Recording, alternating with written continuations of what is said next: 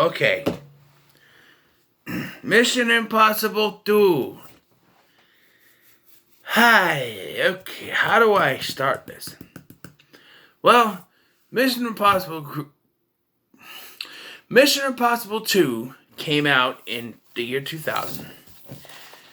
Tom Cruise and Ving Rhames came back for the film, with Dougray Scott and Tandy Newton playing new characters, and Anthony Hopkins, of course, playing a new character, who's only in this film, apparently, and never seen again, despite the fact this character does not die, or become a bad guy, or anything else, in any other way.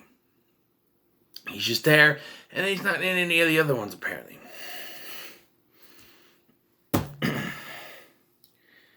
The story is, Ethan Hunt is on vacation, but then he's tasked with tracking down a woman who has a connection to another IMF agent who has defected, turned on IMF. His name is Ambrose, and he is after this virus called the Chimera. And this virus affects you within 20 hours. Within 20 hours, you will die from this virus. And your body will decompose. It attacks all the red blood cells in your body. It's a deadly virus. And so Ethan Hunt and his team of Ving Rhames and some British guy have to work together with Tandy Newton to take down this guy.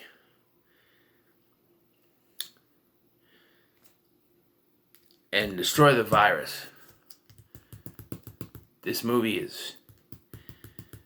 Well, it's John Woo. So there's stylistic choices in this film, let me tell you. But... Okay, so John Woo directed one of my favorite films of all time. Face Off. And that film was balls to the walls, nuts crazy from beginning to end, right? Here... The first hour is in slow motion. Literally. There's a bunch of slow-mo shots. There's this thing where Tandy Newton shows up at Dougray Scott's house. And she has this scarf that's going... And he catches it. And it's going... And he takes it. And it's going... And he wraps it around her. In slow motion. It's like, what is that? When they introduce Tom Cruise, he's climbing a fucking mountain. Why? Because what are the two most popular things in the year 2000, right? James Bond, The Matrix. And so they pushed them together. Literally ripping off GoldenEye, by the way. There is a car chase. Mimicking the car chase from GoldenEye when James Bond is chasing after Famke Janssen in the car. Literally ripping that off.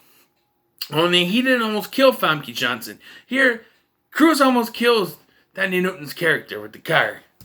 But he grabs her, he saves her. Then they have sex. Yeah, the next shot, they're in bed together. They just had sex. Oh, sir, you almost killed me, but you saved my life. So let's go have a romp in the sack. Makes sense to me, right?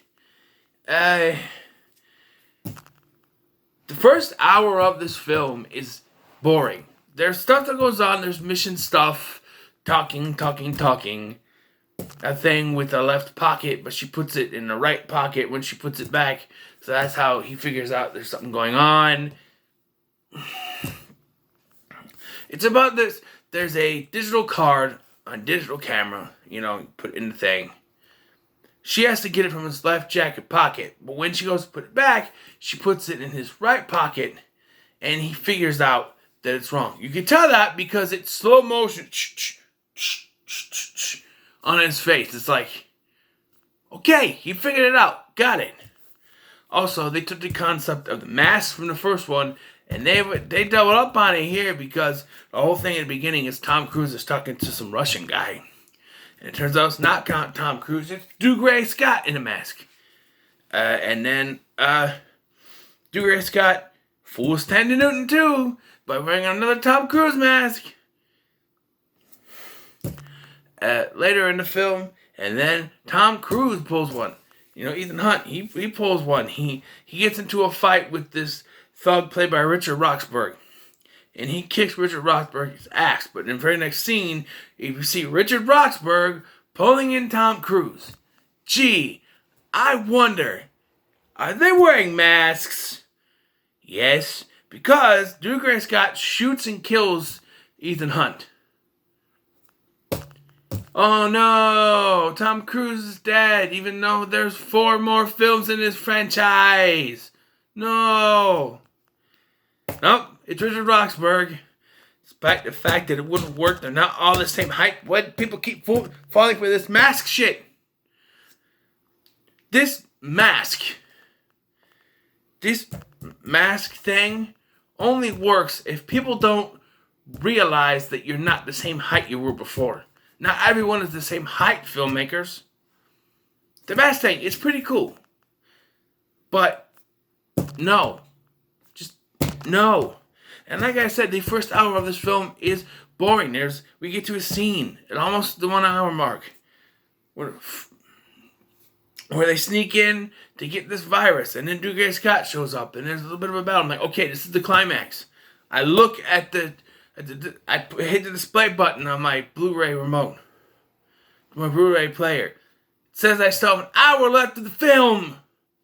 Because John Woo had the first hour in slow-mo from this point on. And it goes real fast. Boom, boom, boom, boom, boom, boom. And then we get the stylistic action stuff. We go full tilt into the action stuff. There's a fight scene between Dougray Scott and Tom Cruise, where Dougray Scott actually had a knife this close to Tom Cruise's actual eye. Yes. And there's a scene, literally, where Ethan Hunt kicks the gun up into the air, grabs it, and shoots Dougray Scott with it. What? They fight back and forth. There's a scene where they're on motorcycles. They go off each other. They jump up and they hit each other and fall onto the ground. This is the stuff. We should have been seeing this throughout the entire film. The trailer for this had Tom Cruise with the sunglasses on the motorcycle with the head and the chicken. We don't get that until the climax of the film. All the action shots from the trailer. I watched the trailer. Almost all the action shots from the trailer are from the climax. That's an hour and a half into the film. There's a lot of boring stuff to get to that. And for a John Woo film to be boring, it's like, what? It's like Arnold to not be funny. And he's funny whether or not he's intentional or not. Arnold's always funny. Okay?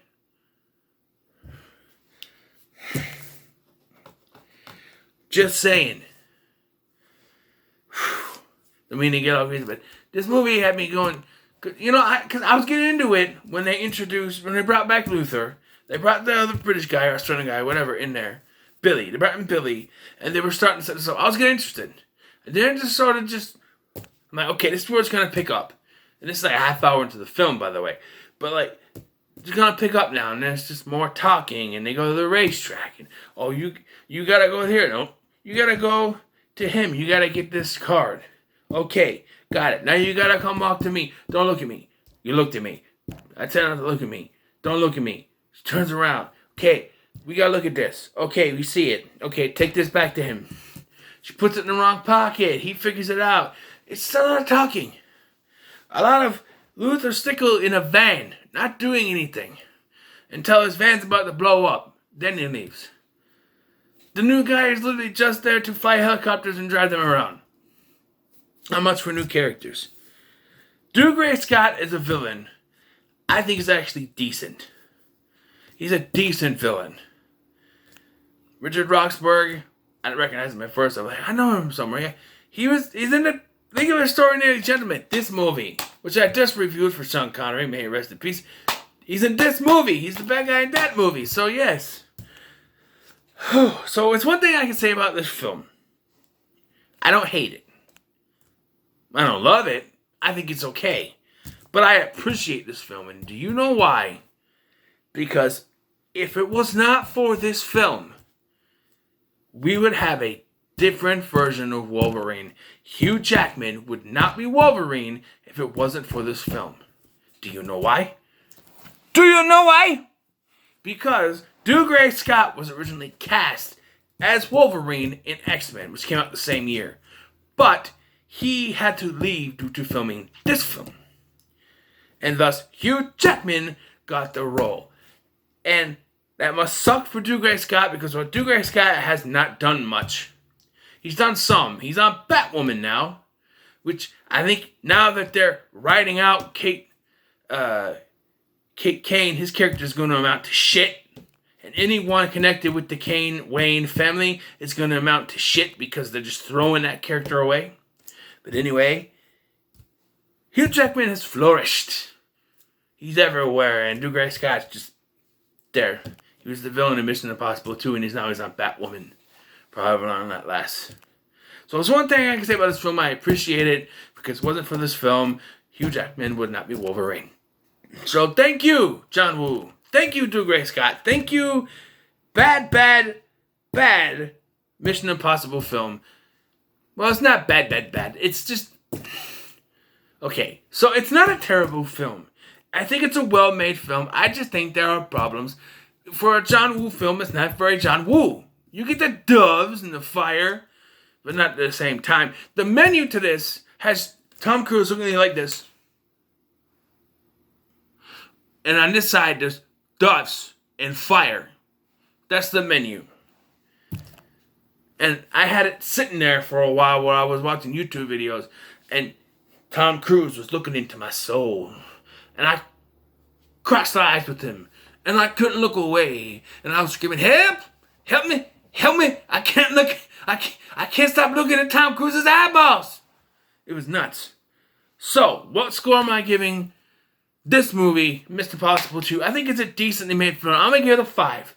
A 5 out of 10. And that's saying something, because you know it's probably going to be the lowest. And the lowest that this film shares is probably going to get is a 5. So it's a 5 out of 10.